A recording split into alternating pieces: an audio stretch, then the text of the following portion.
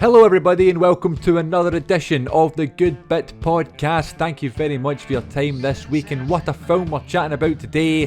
For the first time in a while actually, we're not necessarily chatting about someone's favourite film of all time. We're going to chat about a film that we've both watched recently that we both really enjoyed, and it is a brand new Disney film. It's available to watch on Disney Plus, and I believe it was in cinemas as well. I'm actually gutted that I never saw it in cinemas, and it is Encanto. And this week's guest, one of my favourite people, it's Rachael Keiller. How you doing, pal? I'm nervous. Right, because I've got a wee bit imposter syndrome. See, look, I'm nervous. I've already swore on the podcast. It's alright, you can swear as much as you want. I've got a wee bit imposter syndrome because I'm not that much a movie buff. Right. And I know you are. And obviously your whole podcast is to do with films. And so when you asked me to be on it, I was a bit like, oh, why is he asking me? Like, I'm not the person for this.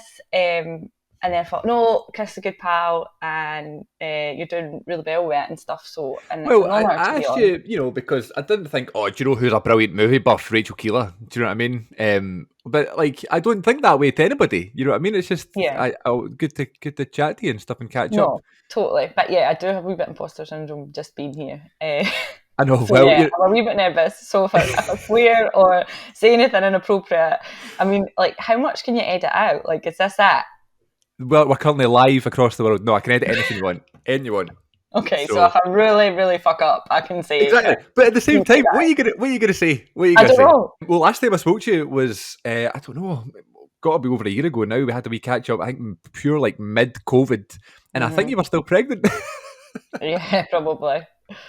Yeah, it's funny because we obviously went to uni together and seen each other like every day, and then it was like we graduated and went into the world of work, and then only a couple of years later it was like the world shut down for ages. So it feels like it's been actual forever since I seen you in person. Anyway, I don't know about you, but like I feel like just after we left college and uni and stuff like that, it was like I was just getting the hang of everything. I was kind of getting my groove, and then it was everything shut down again. And at the time, I was like, "Oh, but it might be nice to take a wee couple of weeks off." But little did we know it was so long. There's also, I mean, it's obviously because you live so far away and stuff. I'm yet to see you and meet your child. How's mother life? It's good. It's mental, like actual mental. Like it's that thing of like. Nothing that anyone says can actually prepare you for what's about to happen. So yeah, you could. I was like, I'll try and explain it to you, but there's no words really to explain how mad it is. Like it is honestly like the best thing, but it's also like the hardest thing I've ever done in my whole life. I can imagine. I always thought you'd be a good mum. Do you know what I mean? You'd be your class. I mean, I'm I always thought I'd be a good mum as well, but it's just like, changing nappies and all that's fine. It's just like the total paradox, is that the right word? Yeah, absolutely. Of like,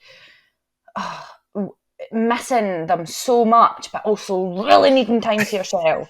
Or like, having the mum guilt, like, this is this thing that got thrown about before I had a child that didn't understand, and now I do. It's like, somebody will say to you, I'll babysit so that you can go and get a coffee with a pal, and you're like, yes, that'd be amazing. And then the minute you leave the house, you feel terrible for leaving them, and then you have to like try and like overcome that to like get to the coffee shop, and then you meet your pal and it's totally fine, and then you go back and it's it's fine, but just so much like emotions that you go through. And that's the hardest part, is like navigating all the sort of inner turmoil. And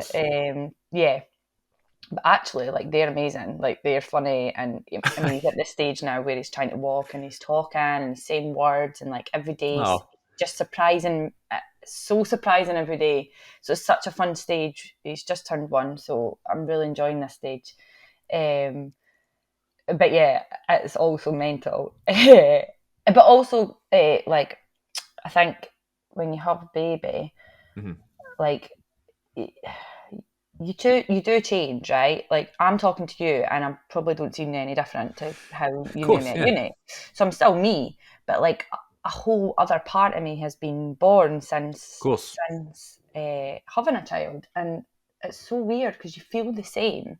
It's kind of like, you know that feeling when you think about being 18, even though you're not 18 anymore, you still Yeah. sort of feel like you could still be 18, Yeah. even though you're much more older and wiser, and but you still feel like that same person. It's the same thing. You still feel like the same person, but yet so much of you has changed, and yeah. So it's just mad. It's I like don't one of even those know how to ones where, stop like, it. I think the saying is, like, as soon as you have a child, it's like nothing else matters, and it's like you were the most important thing in your life before, and now it's like totally changed. Yeah, or Um, like you maybe sort of prioritised your partner and a couple of right. pals and your immediate family to a certain point. But yeah, you ultimately come first and your needs and stuff, and then they come along and it's like, yeah, your Yeah. Of needs go right out the window. And actually, that's been one of the biggest challenges for me, course. is sort of working out how do you meet your own needs so that Hmm. you can be a good parent and work and have a social life and all of that stuff that still matters, but also like put them first. Because I got stuck for a while in a sort of habit of just putting baby first all the time, Hmm.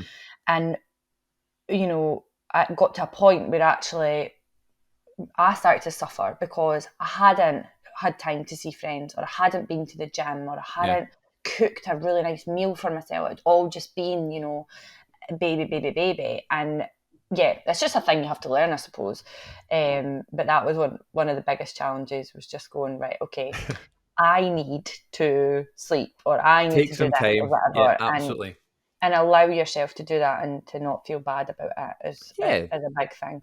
But Yeah. again, it's one of those things that everybody can tell you that before you've Of had a course. child. Everybody can say, make sure that you get time to yourself and you do this, and you go, oh, yeah, whatever. But then actually you Yeah. realise, oh no, that was really important. I mean, I have it. it's not as big of a deal, and I guess it's a wee bit connected. But in terms of like when we were doing our shows and the auditions and stuff when we were at uni together, I know a lot of people who are going through that right now, and like Mm, people who are really close to me and stuff. And I'm speaking to them like, you need to enjoy it, and you need to really make sure you take your time and embrace every moment and every audition, because you don't know when your next one will be, and mhm. you're going to be on stage and stuff. And it's like just something that you were told when you were doing it, like embrace every moment, take your time and stuff. And you think you do it, but then when you leave, you go, "Oh, I remember when we did all those shows," and like I'd Yeah. love to go back and do that. Yeah, So it's it's kind of the it's same sort one of thing, of the things of life. I think it doesn't matter whether it's having a child, or, like you say, auditions, or even yeah. going on holiday or whatever. Like Right? it's like you never actually fully just appreciate that you're on holiday. It's like, oh, will we go for a walk, or will we go and blah blah blah. It's like, and then you look back and you go, I just wish I relaxed a wee bit more, or I Yeah. wish I did this, or I wish I did that.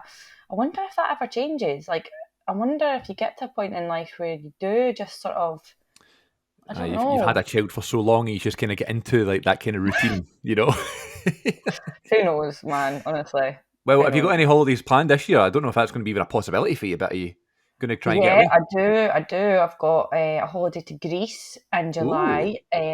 Robbie, my partner's friend, is getting married lovely. in Greece. So, and it's been postponed for, a million years because Of of the course. pandemic. So, we thought, we can't afford a family holiday and to go on that, but could we try and make it our family holiday and also get to the wedding?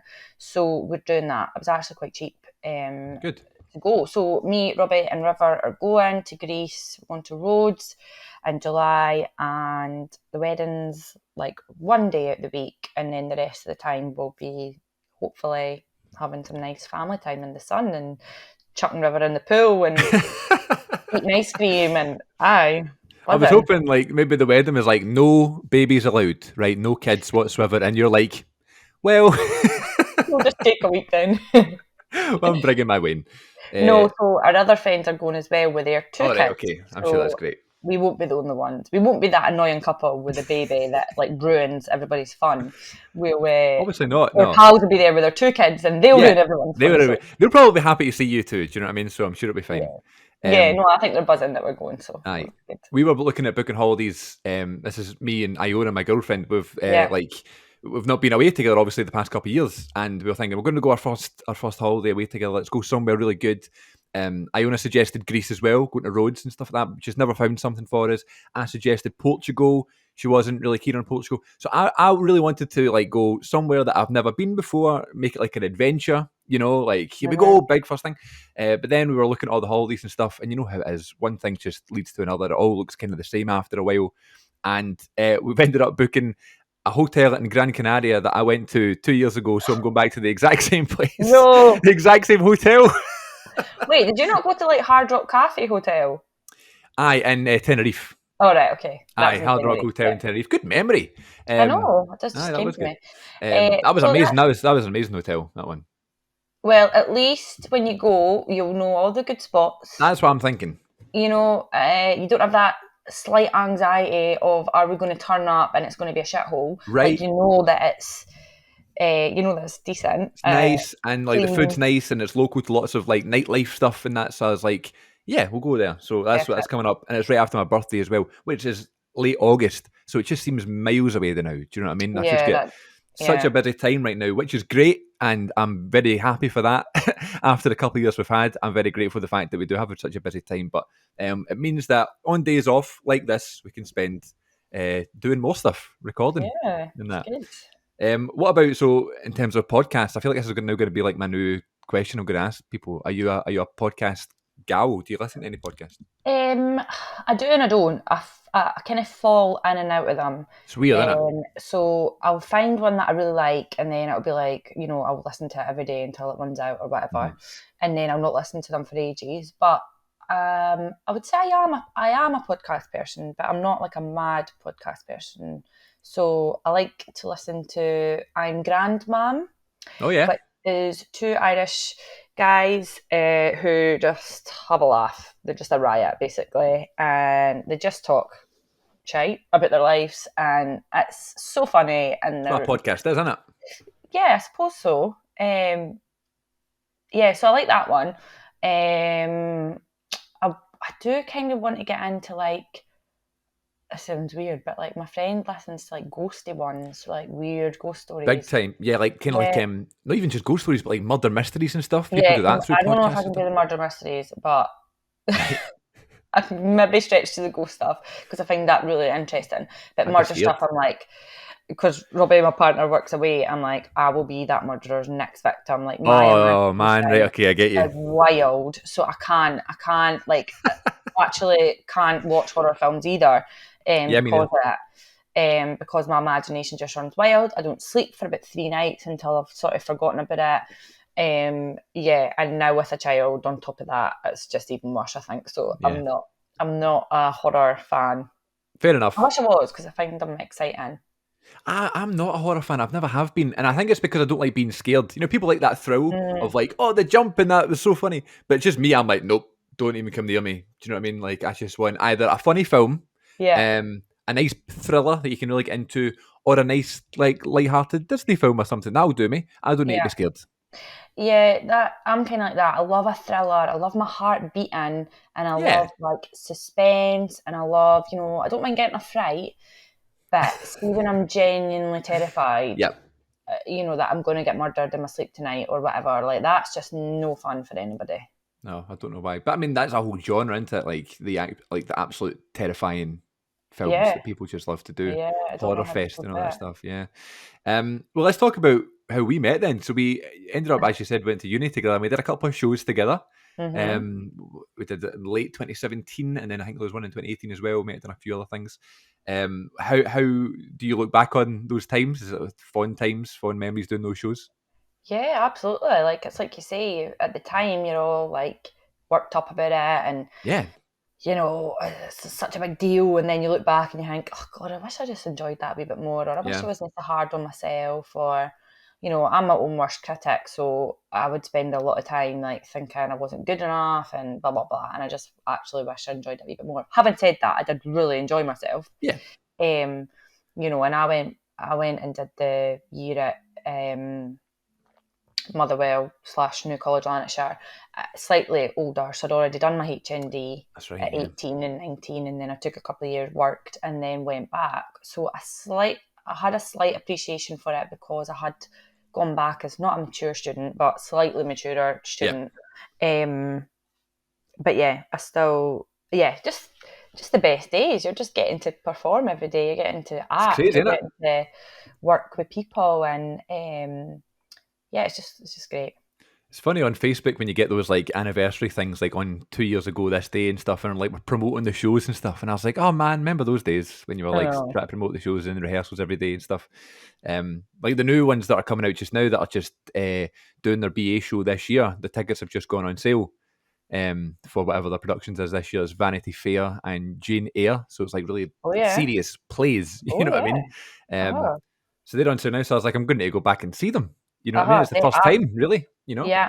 And I think because of the pandemic as well, it's really important to support sort of new emerging talent because we've not had a lot of people haven't had a chance to showcase and do all that stuff as well. So yeah, I really hope that the sort of industry gets behind all the showcases and especially the colleges and the unis that aren't, a drama school and aren't the Yeah. RCS because there's so much talent that comes out of these places as well, but they just don't get the sort of support and the turnout at their industry showcases that they should get, really. I mean, we were quite lucky.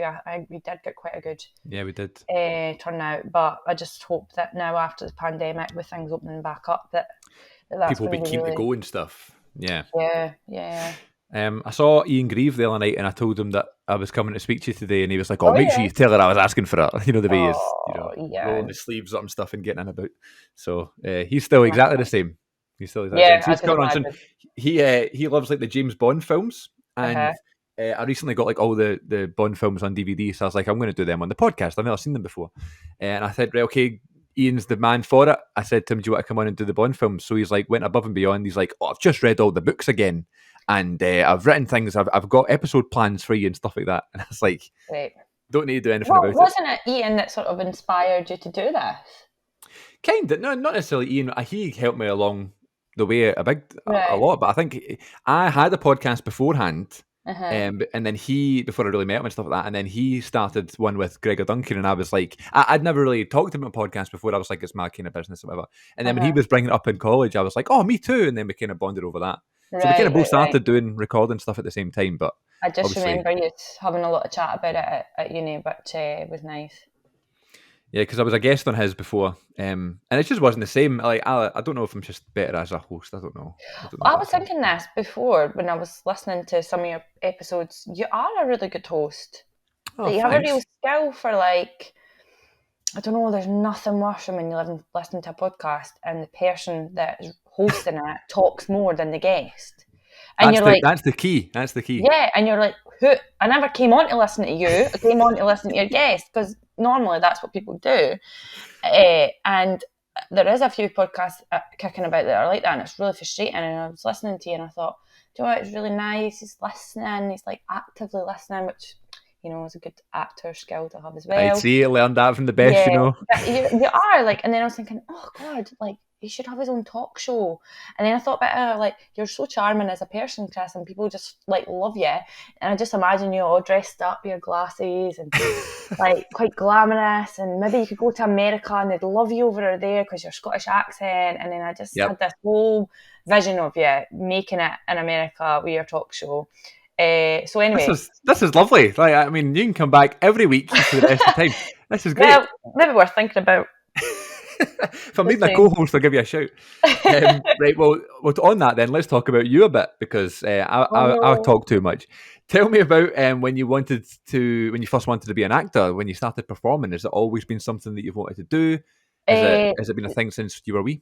well, I didn't actually really realise that I wanted to be a performer, but my gran signed me up to the local youth theatre because she used to babysit me, and she said I'd come down the stairs dressed as someone else every night and do a show for her.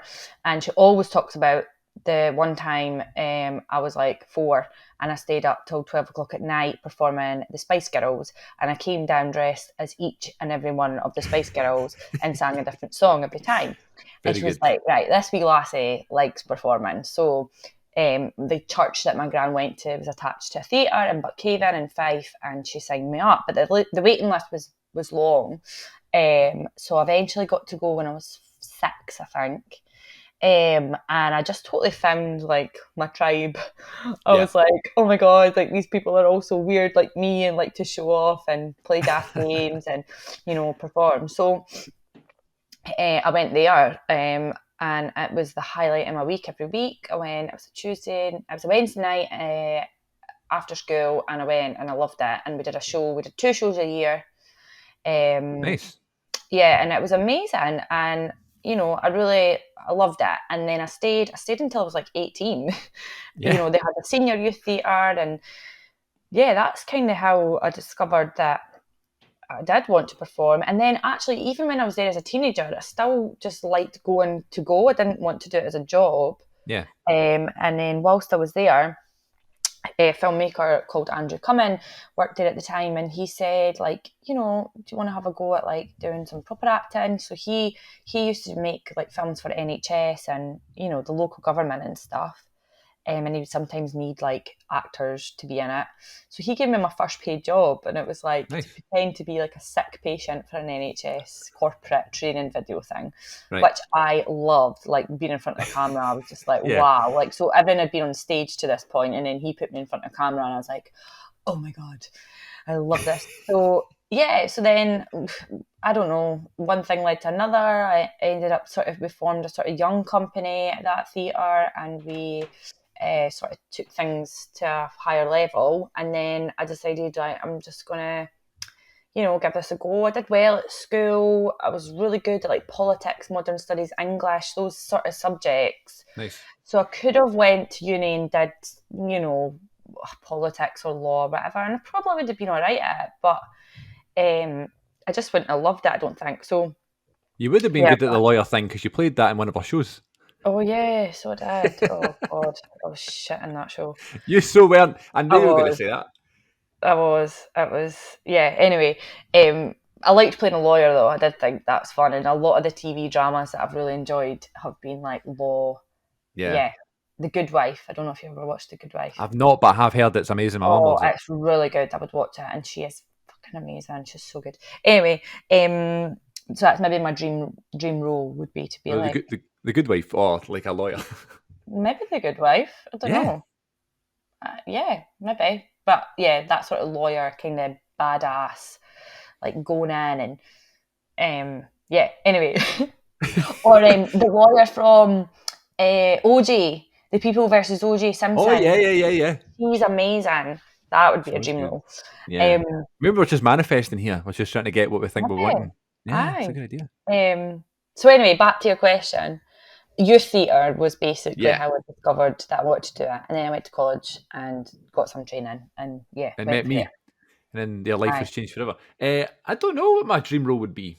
Never really I have thought about it, but I've never really made that decision. I think it would be something daft, like see something like a buddy cop comedy or something that would be. Really good. Yours would be. I feel like yours would be sort of like fun zombie, really? Like I don't know, but like not Shaun of the Dead, but almost that kind of thing. I could see you playing like the cop in that like somehow manages to like save the day accidentally, and eventually gets the girl at the end that he's like always been in love with, and at the same time manages to kill a few zombies, but is just totally lovable and I'd take that, yeah. Kind of clumsy and yeah. That's what I'd cast you as. This is all of a sudden becoming like how you really feel about me. Kind of clumsy, talks too much, a bit of a pain in the arse. Not at all. It's like typecast big time.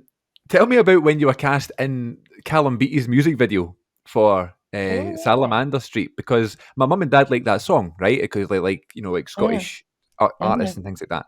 And then obviously that one came on YouTube in one of our like parties or whatever, and I was like, oh, that's Rachel I went to college with, and they were just absolutely blown away by this.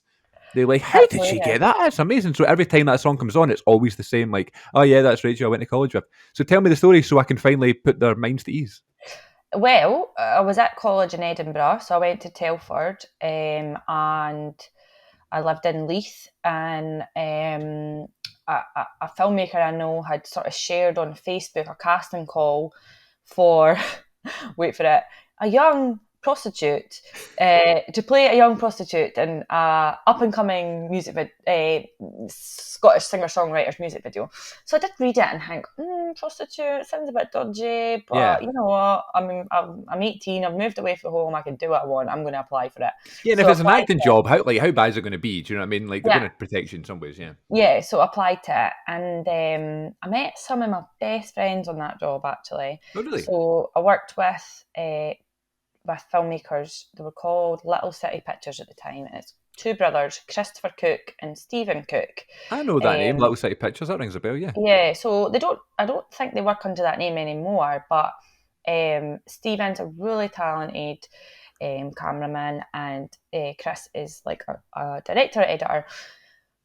So anyway, I went and auditioned for them.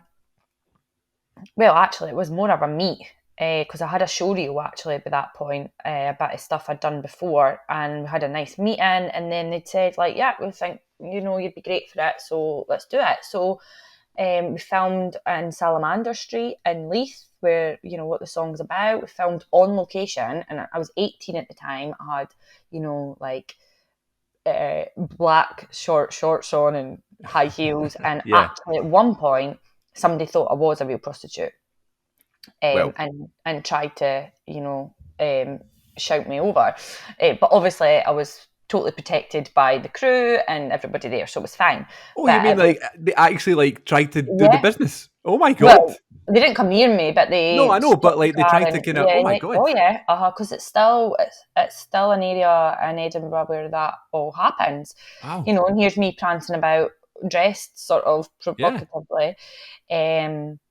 So I got it through that, and I met Callum, and Callum's amazing. He's so talented and he's really hardworking. And then actually Callum's asked me to be in other music videos since. Nice. So I've been in another one called Easter Road for him. He's going round all the venues. Yeah, I know. And just a wee part in that for him. And then I love a music video, by the way. So much fun to film because you get to meet the band, you know, there's the music playing, it's a wee bit glamorous, there's always like nice makeup involved and stuff, and I just enjoy that. The locations are usually really cool. Yeah. I filmed a music video for Fatherson, the band, they're a Scottish band as well. Cool. And that was awesome. That was in like an old abandoned house somewhere on the west of Scotland, and they were like rocking out the song with like dust on the drums, and it was all that was really cool. But my friends, two filmmaker friends, Scott and Dave, they make a joke that it's not a Scottish indie music video unless Rachael Keiller stars in it. I like that. Love it. First music video I did, it was for a young Scottish artist as well, and on the day of the shoot, the artist forgot his guitar. Oh, for God's sake. So we couldn't film any shots of them playing the guitar. So he's just like sitting in the park with no guitar, even though the song has a guitar. And the director and stuff forgot the speakers, so we couldn't hear the music. Right. So we were just doing it a cappella. Great. Love it. You worked with it though? Yeah, of course. Well, I didn't need to dance or anything, so that was thankfully. But I was like a mad like breakup kind of scene. So the thing with Callum's video is that so we filmed that back when I was 18, right? So like almost 10 years ago. And then the song sort of did quite well. Yeah. And then, you know, he went on to do more music, and then he got signed by a big label, I think Universal. And they said to him, you have to get rid of all your old stuff. We are like starting you from scratch, basically. You have to re-record everything. So we re-recorded Salamander Street. Had to take the video off YouTube and everything, and then it got really big, like, so from how you know it, right? So you know it from like recent years, when it's played on, you know, Clyde One and all that. Of course. But because Callum and the director really liked what we had filmed before, they went out and refilmed all of Callum's bits so that he looks like himself now, but kept all my bits from 18. So like, when the music video got re-released just a couple of years ago, everyone was messaging me like, is this you?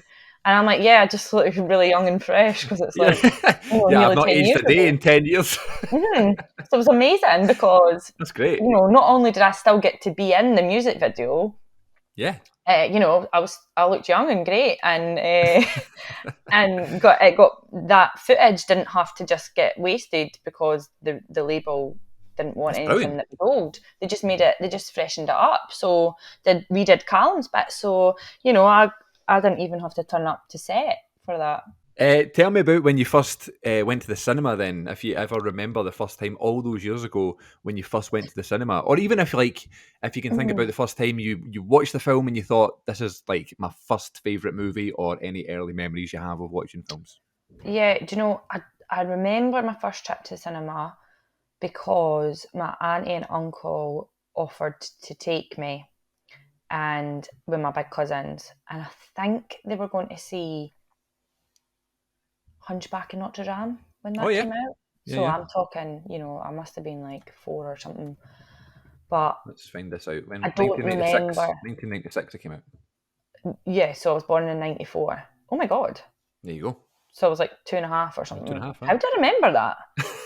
I That's don't know. mad. But I do remember it because they came to pick me up, right? And it was total last minute. They must have phoned my mum and said, "Do you want us to take Rachel to the pictures with the girls?"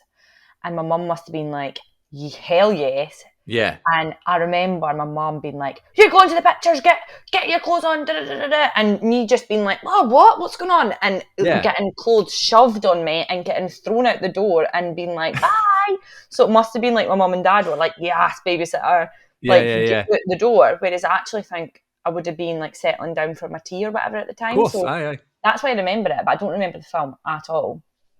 But I do remember going to see Stuart Little. Oh yeah, nice, And I classic. think that's the first film I remember seeing in the cinema. Don't know what year that came out. I'll Um, find out now. 1999. right, yeah. So I mean, I say 96 for a Hunchback, but it doesn't mean that like you went in 96. Maybe it was like still in the cinema, a couple yeah, of years because I later and guess stuff. films ran for a bit longer back then as well, didn't Less they? films and stuff. Yeah. So Yeah. So, but yeah. So I remember getting thrown out the house at about age 3, and yeah, but I don't remember the film. But I remember seeing Stuart Little, me, my dad, and my little sister, at the Odeon Cinema in Dunfermline, and it was awesome. Stuart Little was great, man. I Mm. remember I had the video because it was a second one, and I don't know if you remember these old videos, but it came like if there was like two films in the one cassette box, it was like a bigger case, and you'd Yeah, have them two like in there. yeah, So like I had that for Stuart Little and a bunch of other ones. So I remember watching that, and it blew my mind years later when I realised that it was Michael J. Fox who does the voice, Marty yeah, McFly, and I was like, oh my god, because at that point I'd seen Back to the Future and things, which yeah. is now one of my favourite films ever, and I I know was like, it's my funny god, when you make those connections with like yeah.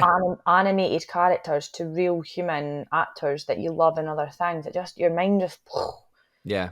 yeah. Not So even animated. It's just like when you find that like someone's in this. Like for example, Chris Evans, who is Captain mm. America, is in the original Fantastic Four film. So like they're Oh yeah, making oh a new yeah. Fantastic Four, and they're thinking, oh, we're going to get the original cast back, but we can't because now he's Captain No, America, or he was mm, Captain America, and now he's moved mm-hmm. on and stuff. So, it's Fantastic crazy. Four. That's a throwback. Yeah, what year would that would have been? Mid 2000s anyway. I had that on 'Cause DVD. that came out when I was wee as well. Hmm. Aye, so Stuart Little was a good one. Have you watched Stuart Little or Hunchback since then, or is it just Nah, I don't. I'm probably have watched Stuart Little since. Like be a good one probably to have. show River? Yeah, it would actually. Yeah, Um, and I don't think I've watched Notre Dame, Hunchback of Notre Dame I don't since. think I've ever Or seen it. I've definitely seen it because I can remember it was quite scary. But yeah, but yeah, Stuart Little was my first film in the cinema that I can remember, and what a lovely film. It's such a lovely film and a lovely message. Yeah, Um, yeah, you're obviously at that stage now where River's going to be starting, watching things again. You're yeah. going to need to go through this like process of what we're going to show him, I what's going to be his first know. film and stuff. You got any in mind that you think this would be a good one, to watch? Well, do you know, we're really excited for that stage, and Robbie's been like so excited for the stage of like watching Disney films with him Of because, course. but he's not quite there yet. So like right now, he could maybe watch a wee half episode of Peppa Pig, or Teletubbies. Is that still a thing? I don't know if Teletubbies is still a thing. So wait, I tell you what I had to do. So I am doing this thing on YouTube, right? Oh, So Now, this is all self-inflicted, by the way, right? So this is not like a job I've got. I do this YouTube channel on the side, which you know, and I've done it for years. Uh-huh. And not, I used to do it like try to put out a video like every day or two and stuff, and really hammer it home. And it's like you get a wee bit of money from it here and there. But nowadays, I'm like busier and stuff, and I'm doing the podcast, and it's like video versions, and that's like the main thing on the channel, right? But I thought I'll still do some other things on there, just to kind of keep it active. And I Uh-huh. thought I was doing like these reaction videos to movie trailers, songs, things like that, right? Basically, just your face watching the telly. Of course. And that's Yeah, what you need to do. People love a yeah. reaction video. You just I like do. I enjoy a reaction video. watch 100%. and talk and whatever, right? So I've been doing that for a couple of years. And I'd been doing some reactions to some songs. Now, I'm not musically inclined at all, right? But anytime I'm trying to talk about a movie, I'll maybe try and make a point and be like, right, okay, this is what I thought. And those ones get a couple of views because, maybe the people are fans of the music or fans of the Yeah. song and they want to see someone's first reaction to the song. I do that all the time. I'll see reactions of my favorite songs. So I thought a good idea for my next series I'm going to do on YouTube is I'm going to react to every number one song, right, Mm. that has ever happened since I was born. Right, Mhm. it'll be like the songs of my life, the Mhm. the what am I calling it? Music of my lifetime or something like that, right? So Okay. so it like started with the 20th of August 1997, day I was born. Uh, Will Smith, Men in Black was the number one song in the charts. Oh, I So love that reacted to song. that. And then what song knocked that one off the top spot? That's the next one. And then that's the next one. Boom, boom, boom. And we're going to Right. go through them all week by week, right? So we get to like late 97 or something.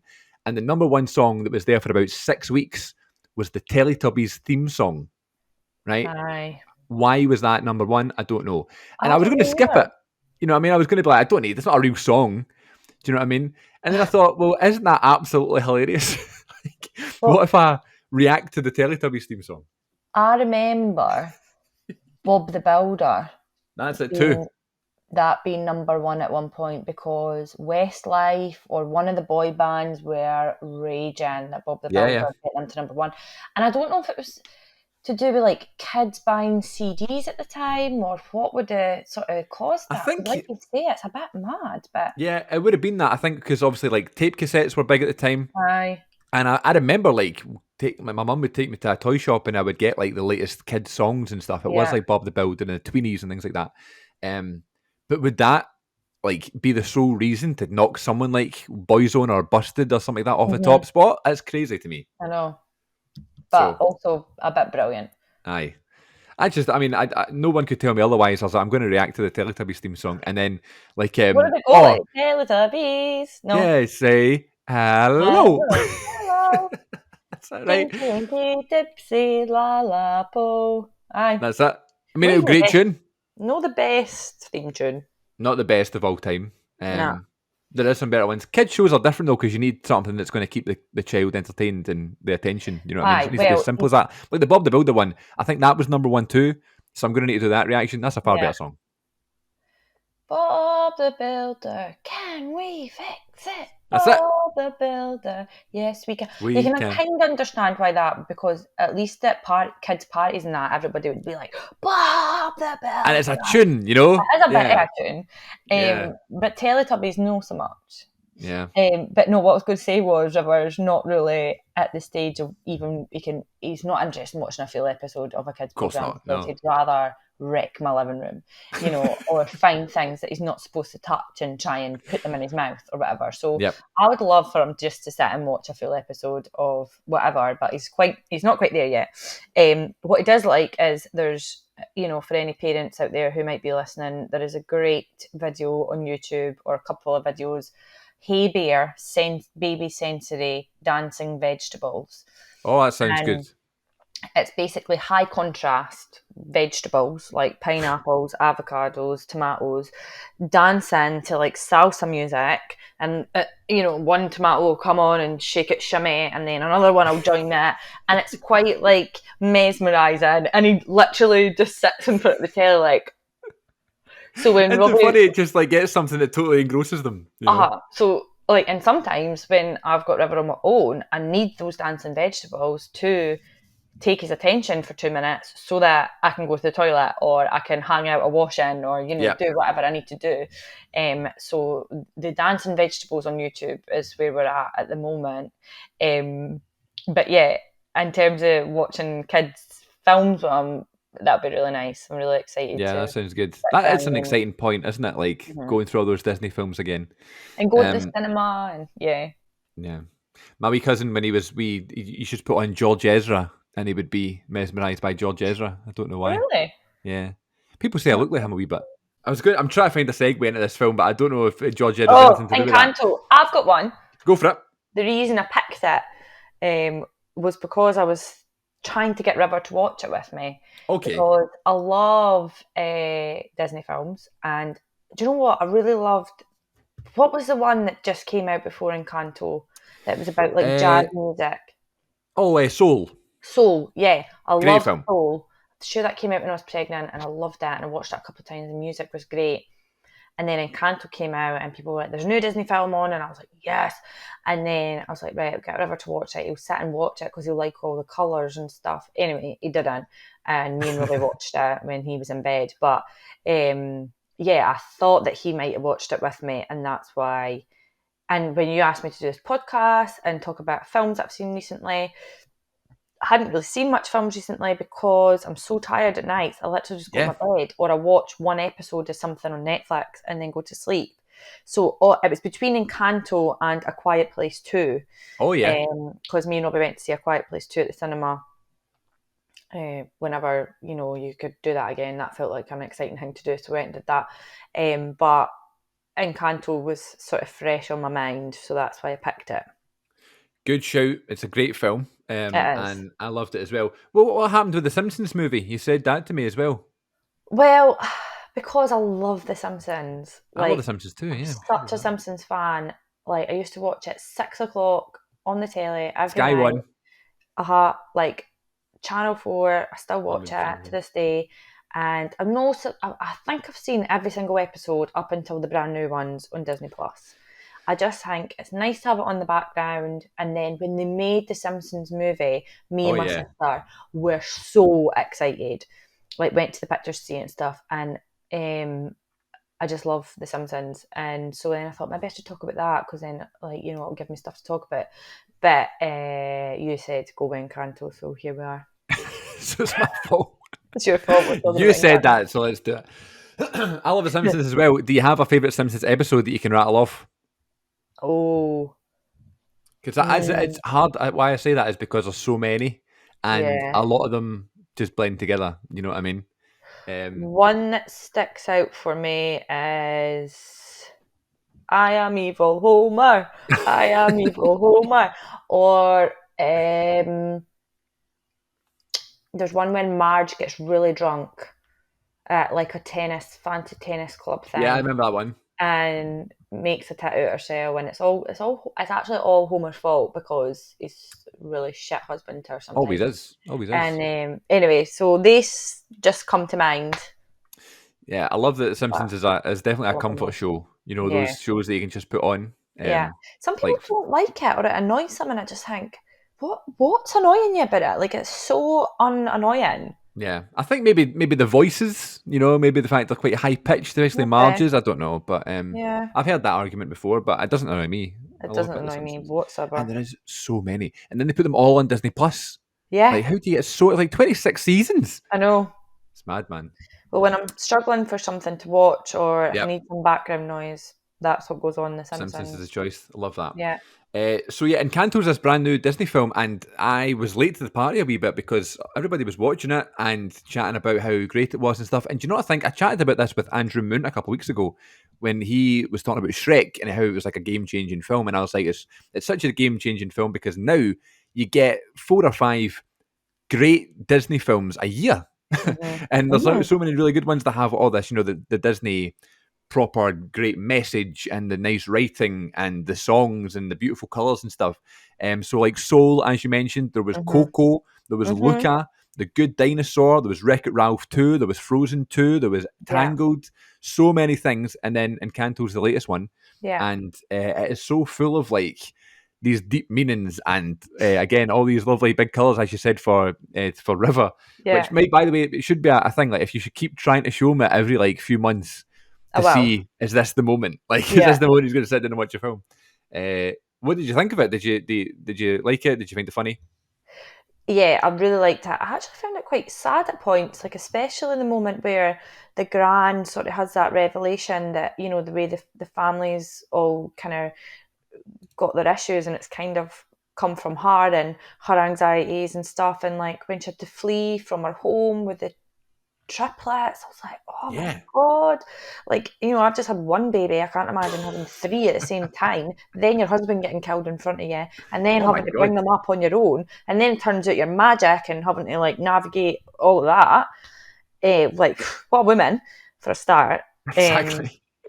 But I just loved, like you say, the colours and the songs and, you know, you know, it's a culture that I guess I don't know much about or don't, you Yeah. know, associate myself with. So it was different, and all the characters were kind of, yeah, they all had their flaws as well, which I really liked, and just like the songs are like so catchy. Songs are great. I mean, we don't talk about Bruno. I was thinking about that, like, how we're going to talk about this film if we can't talk about Bruno. I know. Um, the music, isn't it funny with these Disney films how the music just totally, either, it's not going to make or break it because there's never bad Disney songs, but Yeah, it's like when it's a really great soundtrack, it just takes up that next level. yeah. You know, like there's so many good Disney films with those brilliant songs, And you know. then like We Don't Talk About Bruno was number one. Did it get to number one in the UK? Did it? Yeah, Oh, yes, man. We can react to that on the YouTube channel. yeah.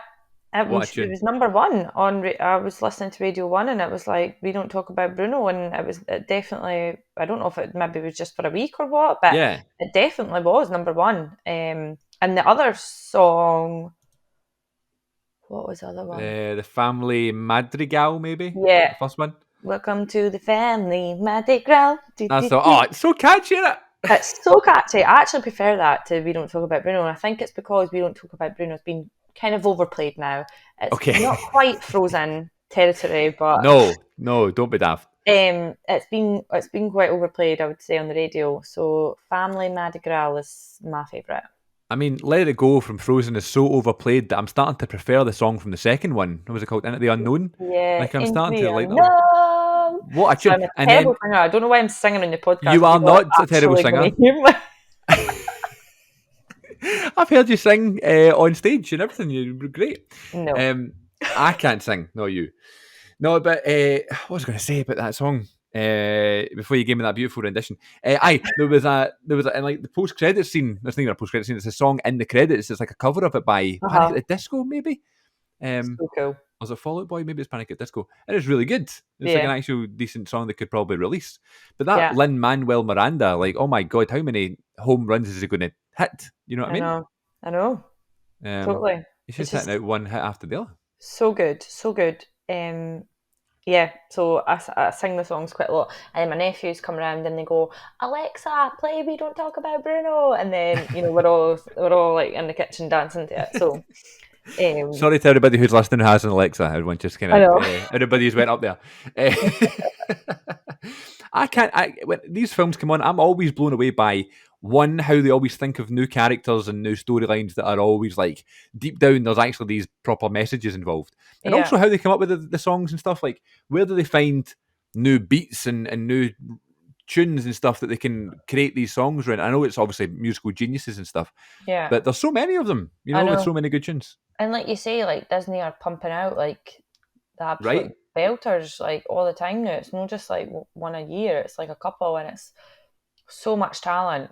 Yeah. Blows my mind that, yeah, like you say, that the tunes are so catchy, and yet it's beautiful animation, and Yeah. it's a great story, and it's well written, and it's all of it. It's just Stunning. stunning.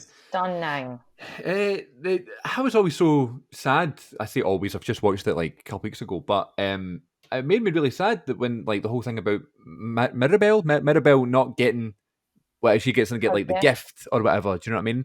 And Yeah, obviously, I knew what was going to happen. It's like this redemption story and stuff. But I did think that was a bit in your face, like yeah, a child not getting something and everybody else does. Like, I did think that yeah. was a bit much. You feel really bad for her, don't you? Yeah. And she's trying to hold it together, bless her, and pretend that it doesn't bother her, but it really does. And She's good at it. You know, she's trying to hold it together, trying to I hold back the know, tears, trying to balance everything. bless her. But you know, she gets. It's funny because like you think I was thinking like if I was to have one of the magic powers, what would it be? Oh yeah, good question. And I don't actually know because in the film as well, they're all slightly flawed as well. So like, you've got the strong one who actually, you know, feels actually quite vulnerable when It's an emotional wreck, yeah. yeah, aye. And then you've got the one that changes like identities and all that. And it's like I don't know. And then there's the flower power Yeah. sister. Talking She's to animals, there's that one. that would be quite nice. But then, could you But imagine? what am I going to say? Do you know I what I mean? know every dog that you pass on the street. Yeah, I don't know if I'd want that power. Don't know if I You know, want but it. people always ask you that, don't they? Like, what power would you use? I don't know. Like, what you're allowed to do? What's a gift? You know what I mean? Yeah. Uh, Well, I would say I'm quite a people pleaser, and so the mum who can heal people with food and stuff, I would probably like to do that because I feel like I would enjoy that. yeah, agreed. I like that too. But then it's like the whole mind reading thing. Would you want to read people's minds to see what they think about you? No, You know? nah, I already care too much about what people think, what I Yeah. think they think of me. So if I actually knew what they thought of me, I would be a total mess. More of a mess than I already am. Yeah, Uh, exactly. aye. I do love this film. So the next thing that I'm going to start, I've not actually done this to anybody yet, but this is obviously the Good Bit podcast, right? Yes. Um, I thought a good like question or like segment we could do is like this is the good bit, but what is the best bit of this film? Isn't that a good Oh, idea, or is that a bit pretentious? I don't know. no, Um, I think you're called the good bit, so you have to say like what what's the what is good the bit best bit for you, of yeah, you isn't it? know? So I know it might be quite hard to remember right off the top of your head, but do you have a bit that you were Mm. like, that's my favorite? Is it that you already mentioned about the whole kind of redemption of the mum, or what? Yeah, that was definitely a big moment for me. Was when she was sitting looking at the three babies and they were just sleeping, and she was just like, "What am I going to do?" Yeah, But I don't know if that's my favourite bit. I really like the opening actually yeah, when me too. singing, the family Mardi Gras, and there's all the little kids chasing her up the street and saying, "But what's your magic power?" And she's ducking and diving away, and everyone in the town's out, and it's so colourful, and there's so much going on, and you're like, Yeah, "Woo!" That's a really nice, like, feel good uh, bit.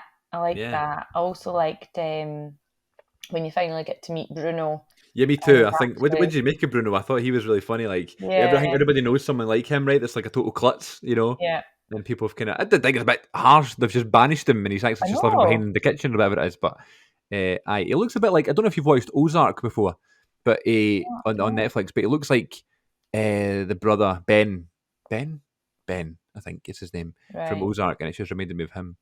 And that final season, by the way, of Ozark's come back. That's one I'd recommend if you're looking Okay. for a new show to watch.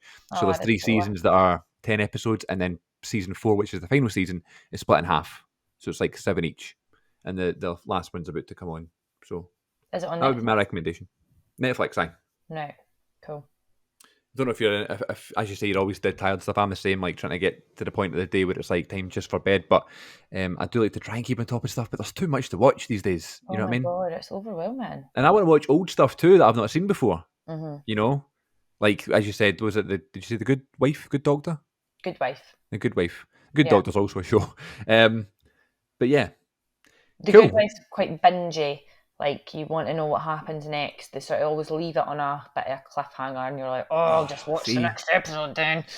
I'm much more of a film guy where I just like to watch it and it's like I've seen it and it's done. You know what I Yeah, mean? But because I'm yeah, very guilty of okay, I'll just put on the next episode. You know. yeah, yeah. Aye. Well, Danny watch the good wife then, because that's what you do. Well, good luck with that. Well, this film, I didn't even realize this won Best Animated Feature Film at the Oscars this year. Hmm. Yeah, Obviously, I did watch the Oscars like everybody else did this year. What did you make of that? Jeez, oh, the slap. aye. I know it's a shame, isn't it? Because I think it sort of took away from the actual awards, really. The So rest of like the day, yeah. everybody that won an award and whatnot didn't really get the recognition for it because it wasn't really celebrated because everybody was looking um, at that. I don't Yeah. know. I think like I don't know. I tried not to like rewatch it because I was like, I don't want to give this like the It's a sort bit of much, wasn't hits on YouTube and all of it? that. It was just a bit. Aye, it was just that mental. Glamorizing it. I love Will Smith. He's like one of my favorites and like one of my favorite like personalities and stuff. He's someone that I would always look at as like a hero or whatever, like an idol to kind of be like. Yeah, So when you see these things happen, it's like, what are you supposed to do? You're supposed to like take sides I because clearly, know. like on Chris Rock's behalf, like I don't think he did anything wrong really.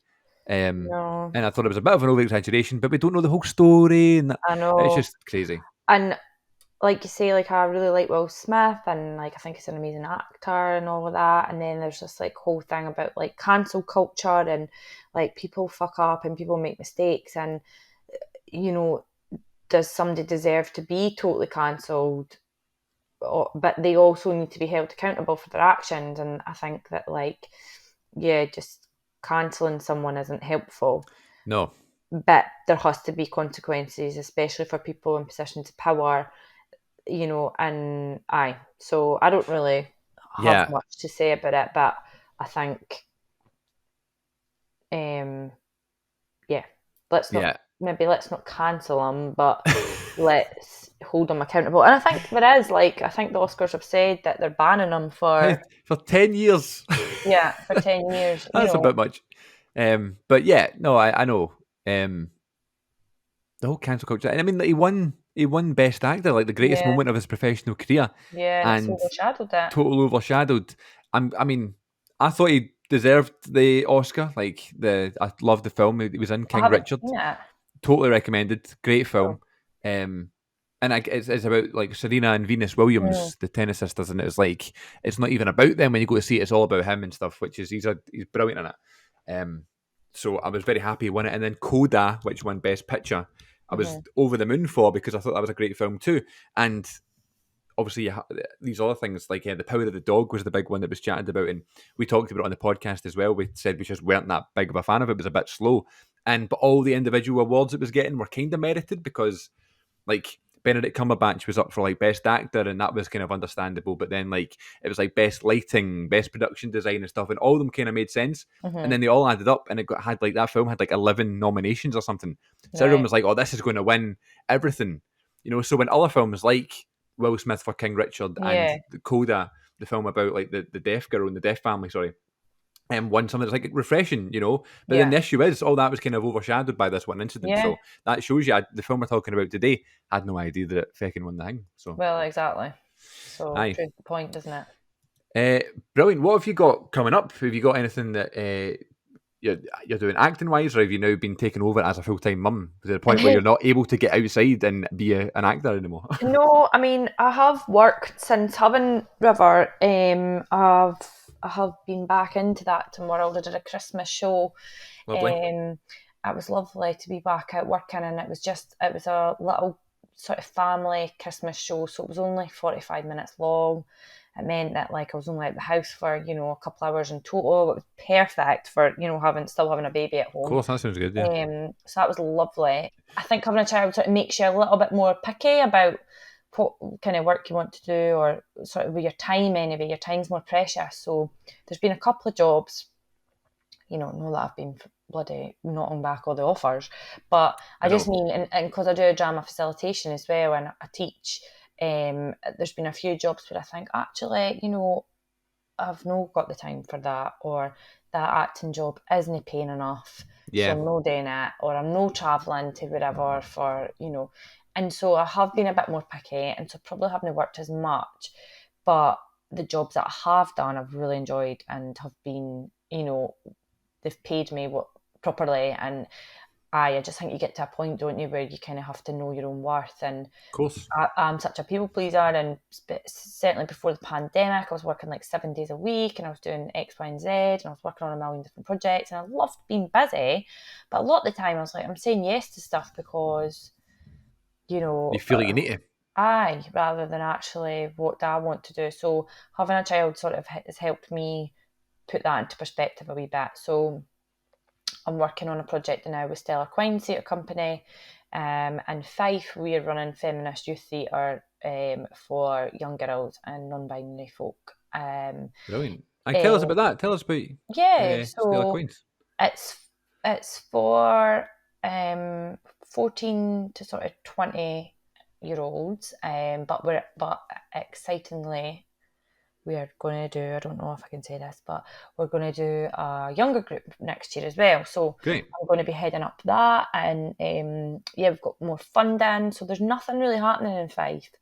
If it's not a sort of private dance school or amateur musical dramatic association, then there's nothing that's free or feels like, more drama or more that sort of thing. So Rachel J. Morrison, artist whose baby is Young Quines, she's from Fife as well, just up the road from where I'm from, had kind of said to Jemima Levick when she was running Stella Quines, look, there's nothing happening in Fife and I've got an idea and I want to make it happen. And so Jemima and Stella Quines supported her to put in a big funding application to Creative Scotland, and then they got the money during the pandemic, and then we started last August, September time, and it's been really hard because we had obviously Omicron come back and we had to shut down and start up again and whatever, but we're getting there now. And so we're running weekly sessions in Fife. Right now we've got Mel Jordan, who you know, Chris, the clown Mel. We worked for her at Surge, remember?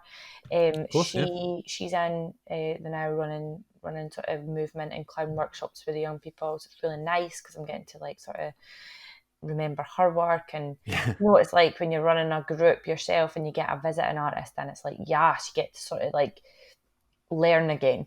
You know? See their point of view and stuff. Absolutely. So that's nice. So I'm actually doing that tonight.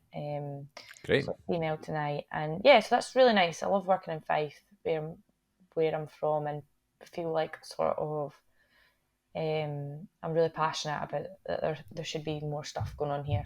You feel like you're making a difference. The youth theatre that I went to doesn't exist anymore. Oh, really? No, the theatres, it's nothing's happening in it. It's going to waste. It's such a shame. So I think once I've sort of more on my feet and, Rivers maybe at nursery or whatever, my sort of next step would be to start up more stuff in this area.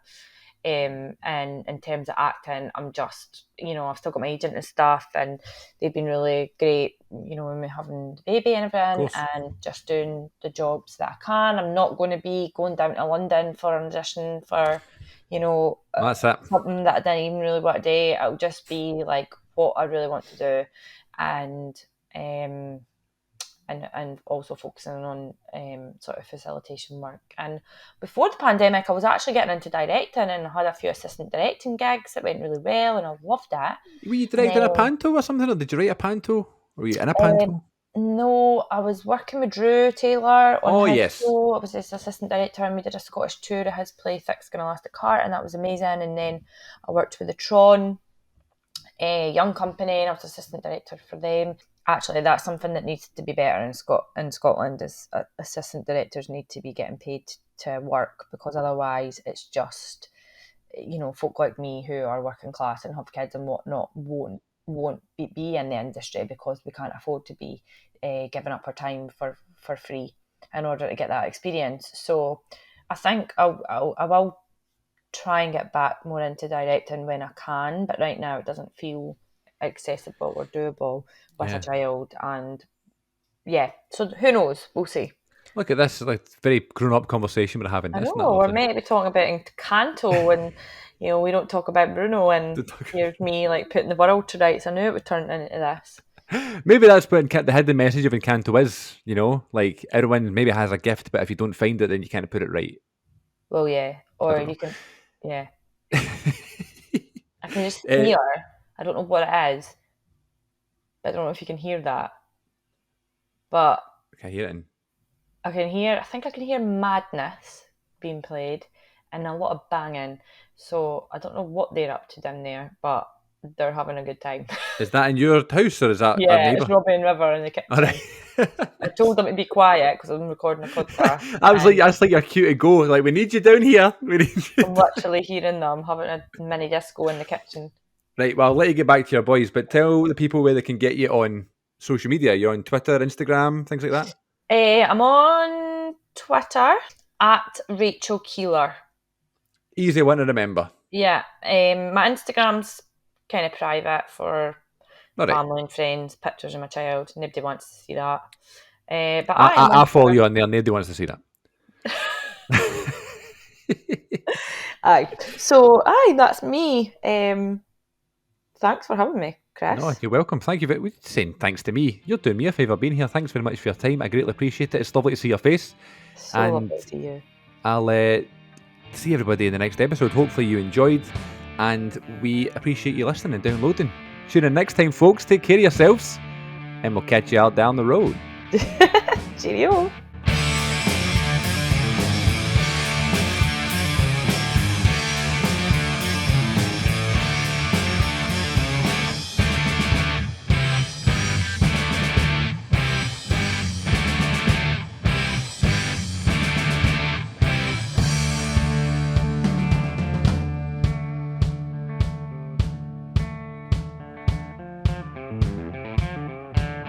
Citizens